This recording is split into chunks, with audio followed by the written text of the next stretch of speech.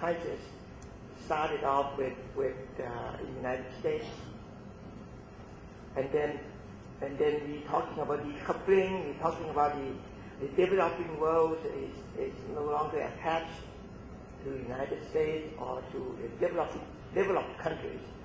And we said, okay, fine, United States, EU, you can go home, go down the drain, but we will survive.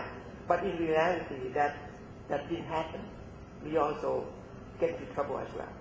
And Thailand, in particular, have double problems because we also have our political situation that we seem we can't get out of the political mess now. It seems like going around circle and circle for the past 3 years. And it got up to the point where it's hurting us so bad, especially in tourism industry. So now what the government has to do, no matter what, is to be able to tell the world that we are on the right track. We have the solution to the problem. I was in Tokyo just last week, and I had a chance to address the gathering over there, which includes few PMs, PM from Vietnam, PM from Laos, Prime Minister, Korean, Japanese Prime Minister, and so forth. But the point is that I told them that earlier we had problems. Prime Minister appreciated when we took over the office, we were trying to gain confidence internationally by visiting many countries. We start off, we go to Davos, and after that we came home. We hosted very successful ASEAN down south in Hua Hin Resort Beach. After that, we went to UK for bilateral. Right after ASEAN, I think we went to Japan, come back, and then go to UK 2 times. One with bilateral with the Prime Minister, and one as a chairman of ASEAN for the G20. Everything was going well, and we were able to gain the momentum of the confidence. And unfortunately, hell broke loose in Pattaya, where we were going to cap off with the ASEAN first 3 and first 6. And now it seems like we start all over again. But the good thing about it is that the Thai people realize now if they start fighting and keep on fighting, the one who hurt most is Thailand, and it's 60-some million people. And I think it's also IMT as well. So what I'm saying is that now, for the first time, we are able to get those that have opposing views to sit down. They're not eating together yet, but at least they're having coffee and sit down and start arguing, but under one roof within the parliamentary system. And that's a good sign. I'm not saying that things will go very well at the very end, but we've given some time. We are able to set up 2 committees.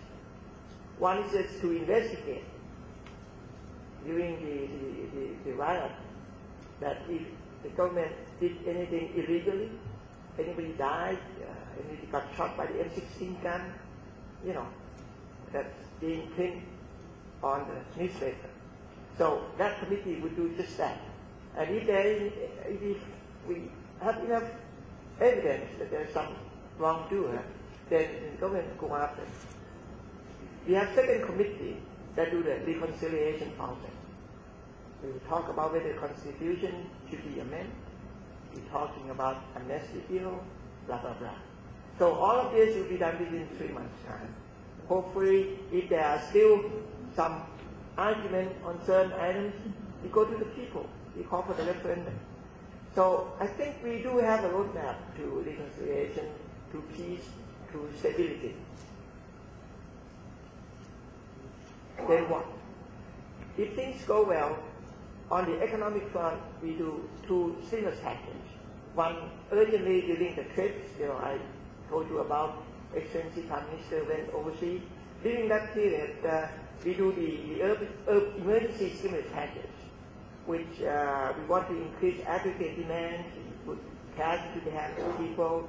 We do several things. We help the elderly, All of this is a short period of time to buy us some time to do the complete overhaul of the second stimulus package, which we call job creation program. And that is all about investing for the future. And that is all about investing in the infrastructure of tourist industry that you are all waiting for. And we'll be spending never before in the deep south of the magnitude of about 50 billion baht, that's for within a year or two, on everything from education to halal industry. So what I'm saying is that what I want to stress is the importance of the core business you people are working on, the tourism industry, the halal industry, that the government is fully behind. The press were interviewing me just now, asking about the convention, the meeting, the convention center that was originally supposed to be in Phuket, and for political reason it was moved up north. And of course, with the political reason, it moves back to Phuket. So, no, I was just joking. Actually, Phuket is the most suitable place because this is where the tourists come. And the first choice is Phuket, not any other places. So we should have the facilities ready. And I think if you can work together around that, we should be able to start the construction the middle of next year. Keeping my fingers crossed. I will try to use the method that I did use 20-some years ago. Some of you may not be aware of, but I was the advisor to the Minister of Finance 20 years ago. I was only 40 then. But I was working on this project, and we could get it done within 2 years' time. That's when you go to Bangkok. I'm sure you might have been in that place before. You know, the place is Sun Silicate Convention Center. That we were able to finish that within 24 months and about $1 billion baht, less than the budget. So we did that 20-some years ago. So I'm going to use that method, hopefully, be able to get the convention